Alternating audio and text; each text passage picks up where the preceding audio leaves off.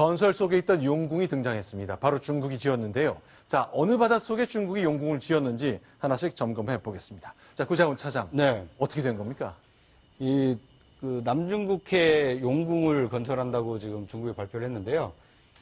그러니까 용궁이 이제 중국식 발음은 룽궁입니다. 룽궁이군요. 네. 아. 무게는 한 250톤 정도 되고요. 네. 바로 22m, 세로 7m, 높이 28m 정도 되는데 이제 이 그 큰 구조물을 네. 그 지하 그러니까 수심 3,000m 정도 되는 네. 이 깊이에 이제 설치를 하겠다는 겁니다. 그러니까 이 크기를 보니까 조그만 아파트 하나 정도를 지어가지고 물에 퐁당 담그는 거군요. 그렇습니다. 네. 그런데 뭐 용도는 이게 심해 지형이라든지 광물 자원을 네. 탐사하겠다, 네. 과학 실험을 하겠다라는 이렇게 목적을 밝히고 있는데요. 근데 이제 혹시 이게 다른 용도로 좀 전용되는 거 아니냐 이런 의구심을 낳고 있습니다. 자, 3,000m 깊이에 넣거든요. 이제 추진하고 있습니다. 근데 중국이 이제 과학적인 기술을 동원해서 여러 가지 시도하는 것 같은데요.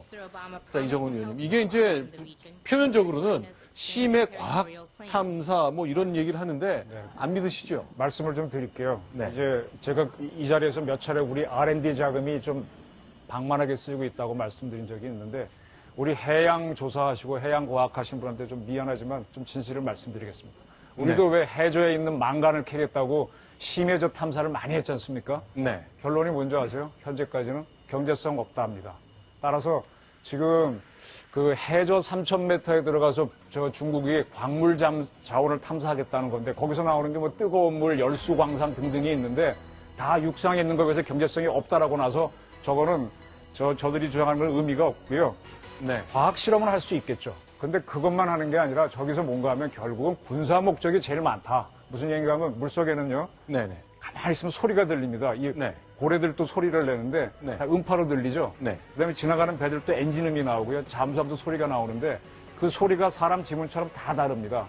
네. 그 미국 해군이 센 거는 전 세계 거의 모든 배와 잠수함 소리를 다 녹음해서 적 잠수함과 아군 잠수함, 동맹국 잠수함을 구별합니다. 그래서 네. 미국 데이터베이스를 얻기 위해서 각 나라가 혈안이 돼 있는데 중국도 바로 저기에 그래서 그런 녹음을 하겠다 그런 의도가 있는 걸로 판단합니다. 그러니까 콘크리트 아파트 같은 건 이제 퐁당 3,000m 깊이에 담근다는 건데 여기 당연히 사람이 머무는 거죠. 사람 산소도 유닛이 공급되고 음식도 외부에서 공급하고.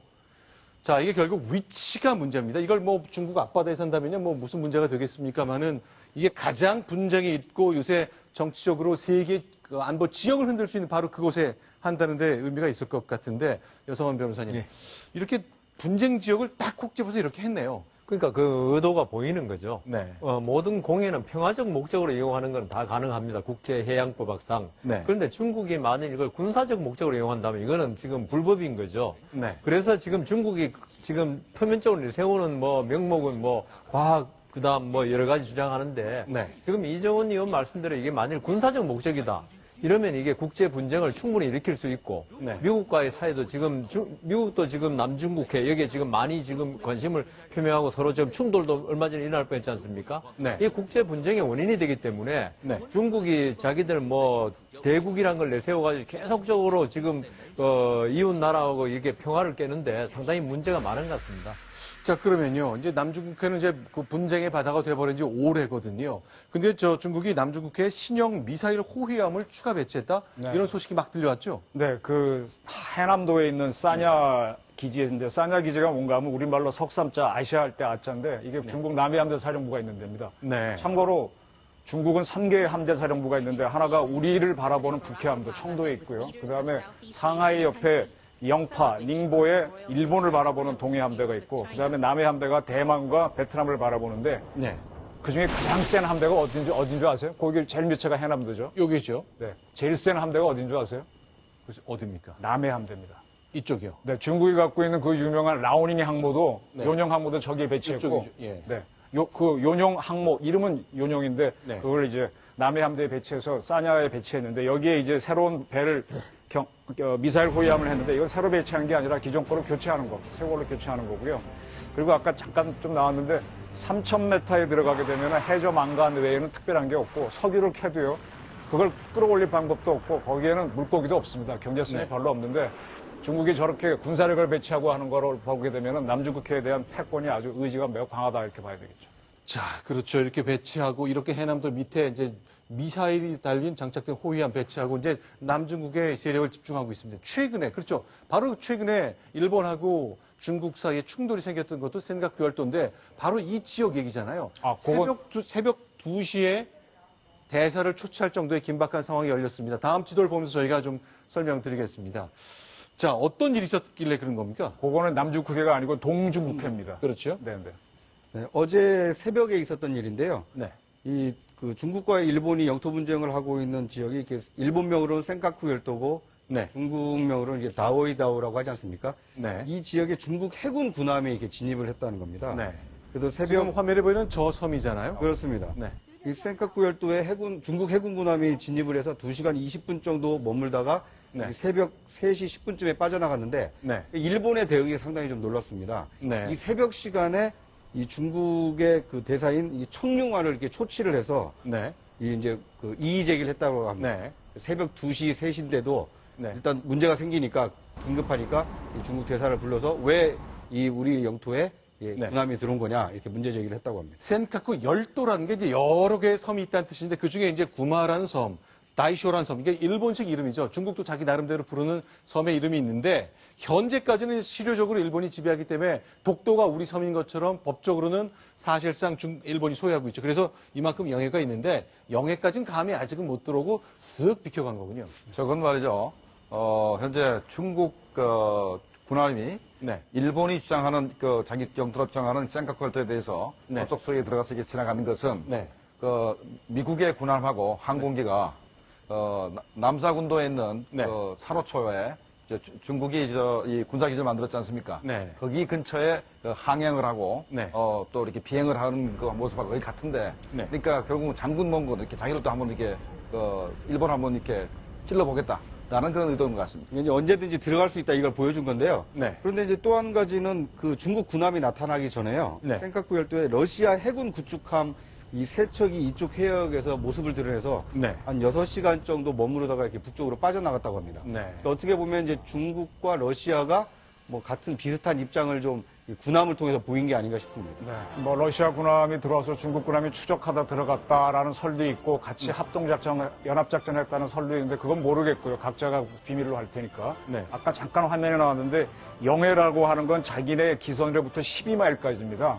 네. 그다음에 접속 수역이 뭔가 하면은 이 어떤 밀수선이나 마약선이 들어왔다가 이게 갑자기 도망가게 되면 우리 해군이나 해경이 따라갈 거 아닙니까? 근데 네. 이게 속도가 빠르면 12마일을 금방 벗어납니다. 그렇죠. 그럴 경우에 24마일까지 따라가서 그 나라의 사법권을, 형사권을 행사할 수 있는 지역이 접속 수역입니다. 네. 그러면 저거는 영해는 아닌데, 영해는 아니죠. 영해는 아닌데 영해와 상당히 비슷한 성격인데 중국이 의도적으로 영해는 안 들어가고 접속 수역만 살짝 스친 거거든요. 네. 그럼 이거는 뭔가 하면은 한번 먹여본 거죠. 제대로 네. 찔렀으면 저게 전쟁 발발 사유도 되니까 한번 해본 건데 네. 저런 걸 보게 되면은 중국의 의지가 뭔지 옛날에는 이제 저 중국의 해경을 해간부라 그랬는데 해간부 배들이 매우 들어왔었는데 이제는 군함을 집어넣은 건 상당히 도발적이죠.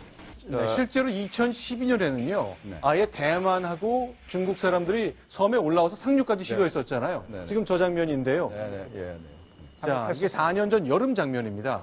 저런 민간인들이 들어오는 거는 일본 정부가 잡아서 어떻게 조치를 할 수 있는데 중국 정부 네. 배가 들어오거나 더군다나 군대가 들어오면요. 군함이 들어왔다는 것. 영해를 들어오게 되면 이건 영해를 통보 없이 들어가기 때문에 전쟁 발발 사유가 됩니다. 근데 영해는 안 들어오고 접속지역을 탁 친 거기 때문에 네. 일본으로서는 바로 새벽에 주중대사 주의를 중국대사 불러야죠. 우리도 마찬가지입니다. 저렇게 됐습니다. 그러니까 중국하고 러시아가 네. 현재 동시에 나타난 것을 잘 볼 필요가 있습니다. 네. 2014년부터 네.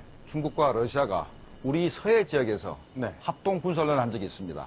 그래서 우리가 그 내용은 모르지만 중국과 러시아 간에 네. 뭔가 협정을 맺어가지고 네. 이 해군력을 공동으로 활용을 해서 미국과 일본, 인도 세력에 대응하겠다라는 그 협정을 맺은 것 같아요. 네. 그래서 이번에 또 이렇게 러시아가 또 나타난 것은 네. 현재 미국과 일본과 인도가 합동 그 해군 군사훈련을 하기로 했지 않습니까? 그렇죠. 이제 중국을 둘러싸고 네. 있는 우리 대한민국 그렇지만 인도, 이쪽 필리핀 다 거쳐서 인도까지 이제 중국 포위 작전으로 봐야 되는 거잖아요. 그래서 이제 중국과 러시아가 공동으로 대응하겠다라고 얘기를 하고 있고 중요한 것은 그게 끝나는 것이 아니고 우리 동해 지역에서 네. 북한을 포함해서 중국과 러시아 이 3국이 합동 해군 훈련을 하겠다라는 협정을 맺은 바가 있습니다. 동해상에서 중국, 러시아, 북한.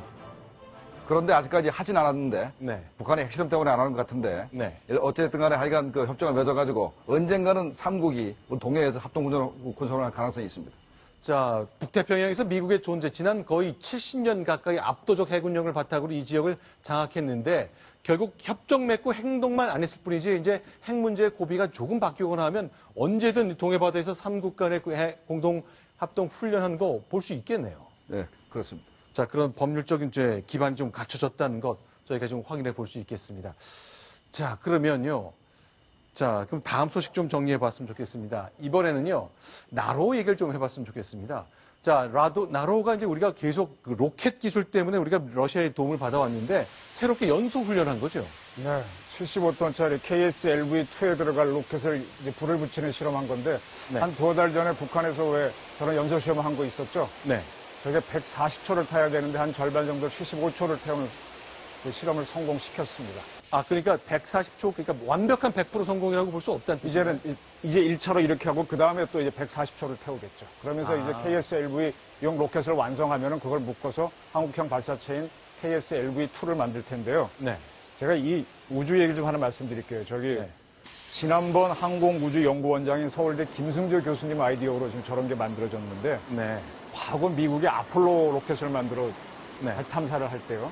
그 세턴 로켓이라 그러는데 네. 어마어마하게 큰 1단 로켓을 만들고요. 네. 그다음에 또 그다음 어마어마한 걸 2단 만들고 또 그다음 또 어마어마한 3단을 만들어서 각기 다른 로켓을 3개 만들어서 네. 달나라 탐험을 했습니다. 네. 근데 이게 성공을 하긴 했지만 만약에 그중에 1, 2, 3이 다 모양이 다른데 네. 어느 하나만 터져도 다 깨지거든요. 네. 근데 그 미국에서 요즘 벤처 사업으로 확 뜨고 있는 스페이스 X사가 어떻게 생각을 했는가 하면 65톤짜리 펠콘 로켓 하나를 만들어서 네. 그것만 제대로 만든다면 그걸 10개를 묶어서 1단, 5개 묶어서 2단, 1개 갖고 3단으로 해갖고 하다 보니까 미국의 과거 시스템보다 가격이 30%까지 떨어졌습니다. 아하. 이거를 김승조 원장이 딱 보고 야, 우린 75톤이 가정도 좋겠다 해서 지금 저 75톤짜리를 만들어서 시험하고 있는 중입니다.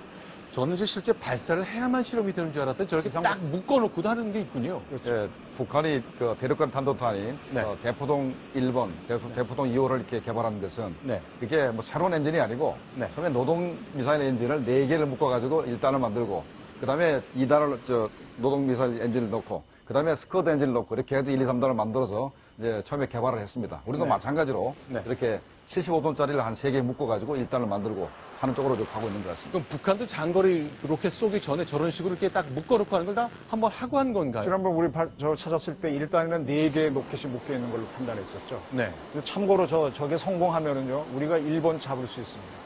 네. 일본은요, 큰 로켓 쏘려고 하다 보니까 굉장히 힘이 좋은 게 수소 엔진 로켓이거든요. 수소 로켓을 만들어서 하다 보니까 가격이 매우 올라가서 H2 발사체가 가격이 비싼데, 네. 걔네는 각기 다른 1단, 2단, 3단을 만드는데 우리는 지금 케로신을 쓰는 아주 값싼 연료를 쓰는 거를 하나로 성공해갖고 그거를 많이 묶으면은 일단 크고, 네. 2단은 이렇게 하면 조합이 굉장히 다양해지잖아요. 네. 뭐 10개 묶을 수도 있고 20개 할 수도 있고 1개 할 수도 있고 각각의 그러니까 하나만 성공시켜서 로켓 하나 갖고 장사하겠다는 건데 네. 저것만 제대로 하게 되면 한국 우주 발사 대박 터질 수 있습니다. 자, 2020년 목표를 하고 있습니다. 지난번 이제 몇 차례에 걸쳐서 러시아의 도움을 받아 만든 나로가 실패했기 때문에 많은 분들이 이제 상심을 좀 했었는데 이런 좀 절반의 성공이지만 한 단계 계속 진척되는 걸 보면은 좀 흡족해 하실 것 같네요. 자, 75초간의 연소 실험 성공한 것 저희가 정리해 봤습니다. 이번엔 세 번째, 네 번째 소식 같이 묶어서 여러분께 소개해 드리겠습니다.